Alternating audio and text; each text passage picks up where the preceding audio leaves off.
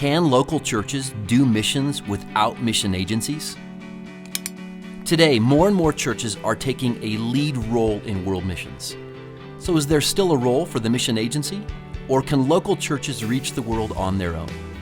For a very long time, many local churches have abdicated their God-given role in world missions to mission agencies. They have supported world missions by providing people and finances, but often they have not assumed their special role as central participants in God's global enterprise. Does this growing wave of churches that are moving from a supportive role to an active role mean that the day of the mission agency is over? This is the question that we will address in this episode of The Mission Table.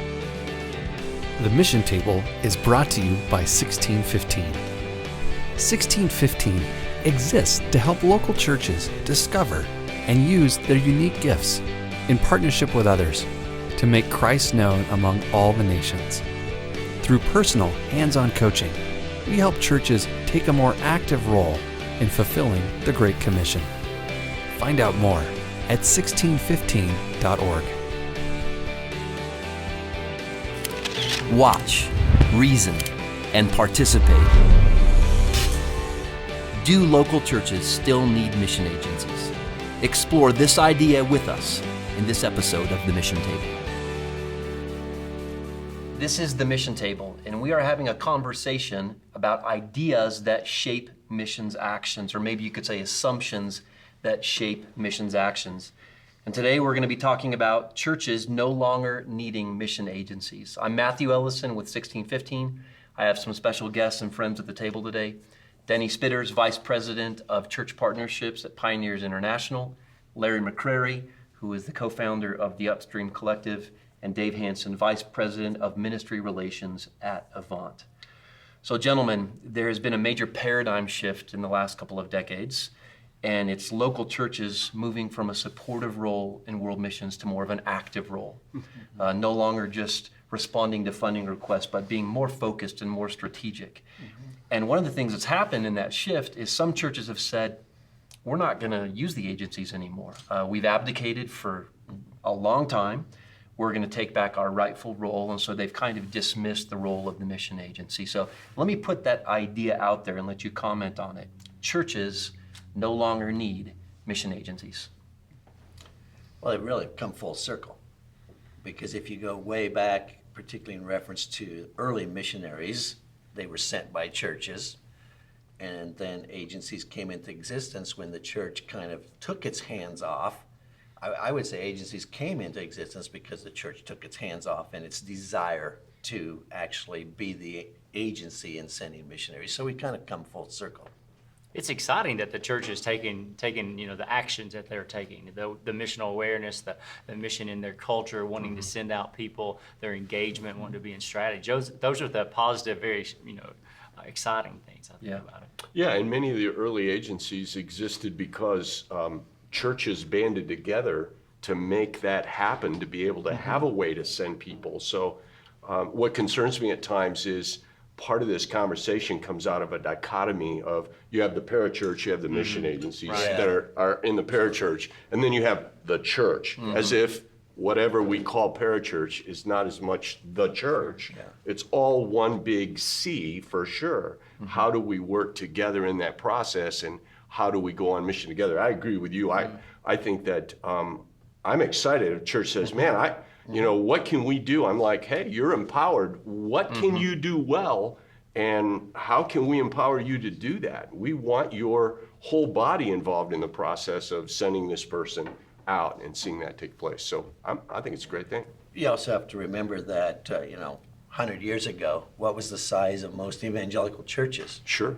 They didn't have mission pastors, that's for sure. No, not at all. When you look at the process of church staff, you went from a pastor, senior pastor, and then eventually maybe to a youth pastor. Now, in the last years, the mega church particularly have started adding mission pastors, and a lot of those pastors actually have missions experience. Many of them have been missionaries themselves, maybe from that church or from another church, and they come home, they have a certain amount of missions experience, and then they kind of own what they want their church to do, and they are trying to fit it to the church strategy. That's just the reality of it. Right. Now, I was on staff at a local church for many years as a missions pastor, and we took this active role in missions. We wanted to really engage the unique gifts, talents, and passions of our people. And I'll be honest, I had grown very frustrated with the mission agency because I felt like I was the means to their end. I don't feel like there was a conversation that went on for a long time. I can't tell you how many requests I would receive for funding. With all due respect, I'd get offended, and then they'd ask me for my money. I mean, that's what it was like. It's kind of like Right. pray, pay, and get out of the way. Exactly. That's- Right. Yeah, so I felt like they didn't take into account that we had a vision for the world as a local church, that we're the experts, leave missions to us, give us your money, your people, and get out of the way. So speak to that. Well, I think you painted a picture of what it really was.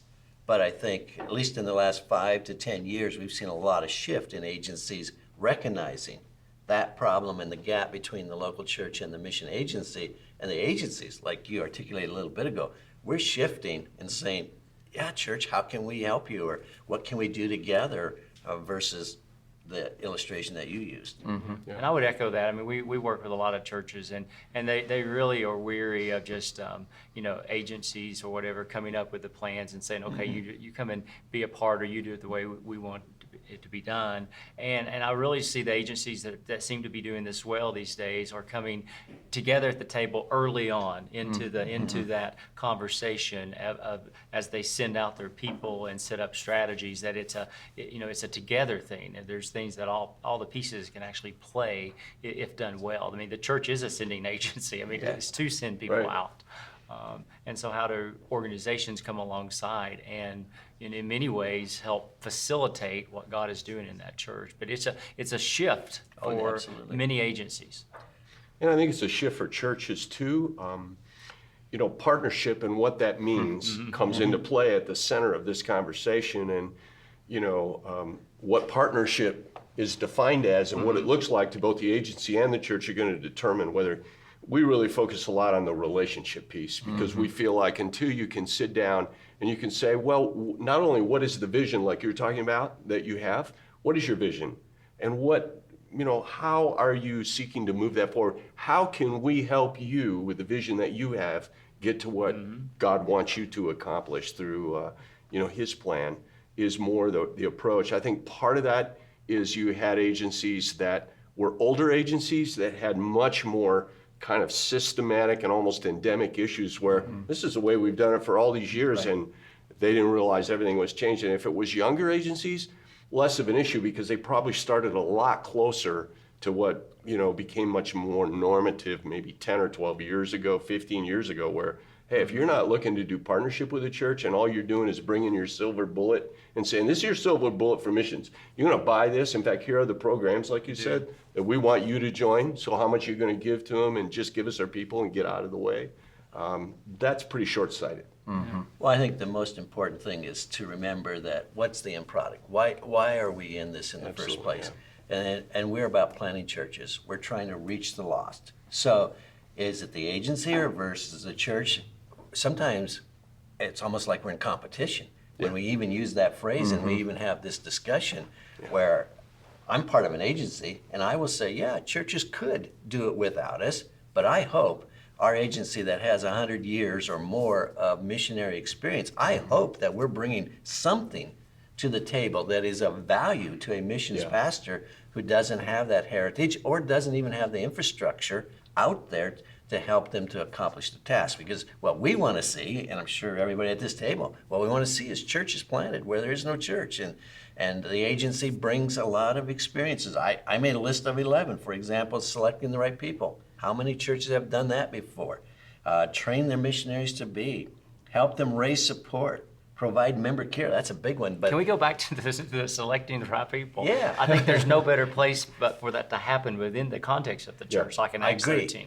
So I it's totally kind of, they agree. can do it. It's often a matter how can that be facilitated? How can they work through they those just things? haven't Yeah. done it because Yeah. maybe that's the first time that they're sending somebody out. So we can provide them with what we've been using. Right. I totally agree. The church hopefully knows these people better than the mission agency does.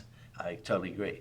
And then provide member care is another big one. I mean, We all have member care people on our staff. We have people who are experts in missionary kids education that sometimes the church doesn't have. But the flip side is the church is full of people who are incredible trainers. They can train people. They know team dynamics. So the two can come together and do a lot.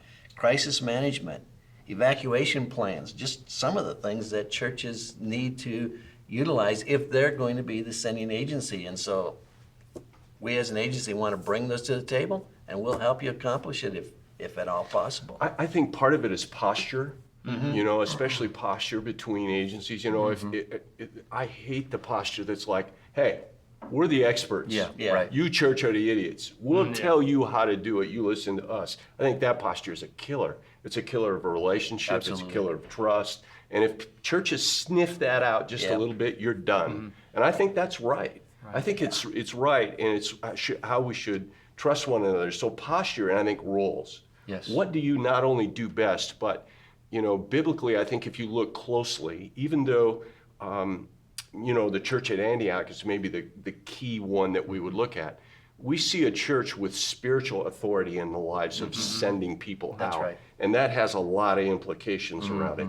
And I think the agency can play a role of more the administrative authority of, we can help these people, especially for smaller churches, that many times they're not going to get all that infrastructure in place. And they're like, hey, who can help us? You know, how can we send this person? We believe they're sent out. We're a little church. Well, there's things they can do, and then there's things they can't. I love what you just said about you know, example of that to me is in the book of Philippians, where Paul, you know, is talking about Timothy and Epaphroditus, and he's talking about how Epaphroditus had helped him. He's a co-laborer, but he's also, Church of Philippi, you're sent out one, you're messenger, and he kind of had to remind him that, you know, he's from that church. That's right.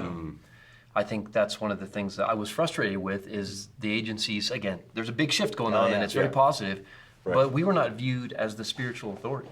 It was kind of like, you know, here's our sons and daughters that have fellowshipped here. They've been a part of this family of believers, and they'd be like, we'll take them from here, you know, we got it. It's over now, right? But I do see a positive shift.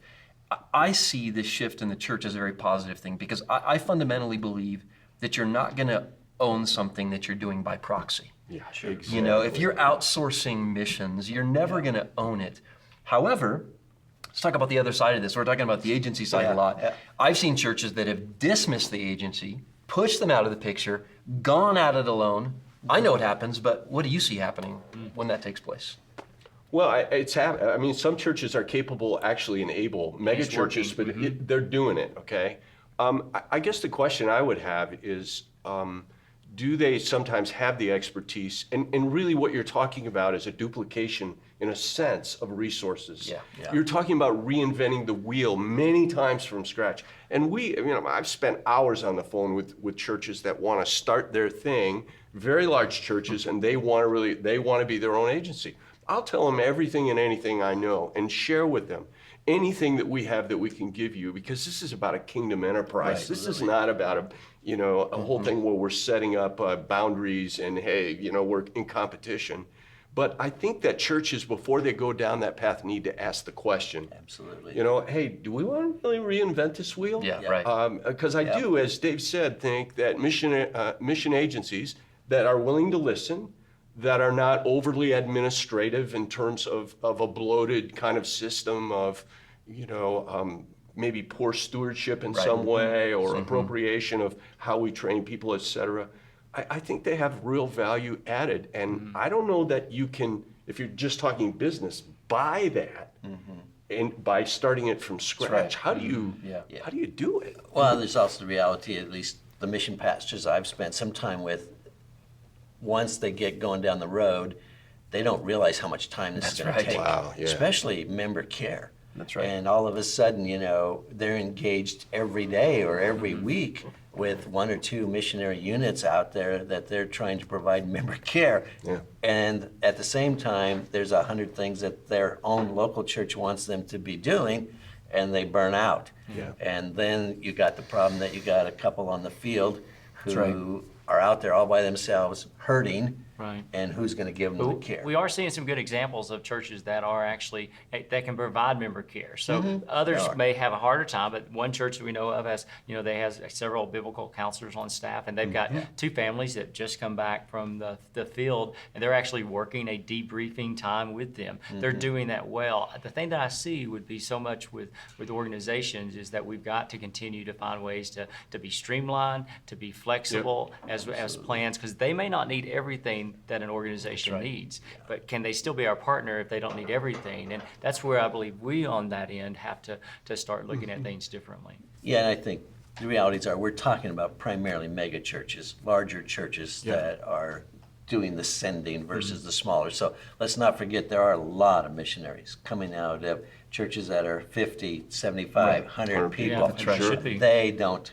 have the capacity or desire to own. Sure. So there is still that role that the mission agency has to carry for those people. And I think that's where I'm sorry, No, real go for quick. I think that's where the mission organizations, even with those smaller churches, and maybe sometimes they're younger, smaller churches, have to also make them feel like they're full partners. That's right. Yeah, That they still they're are. just Yeah. as much as the Absolutely. larger church would be, that these smaller ones really make up, they have contributions, they have things that they can actually do other than praying and paying, and both of those can be important. That's right.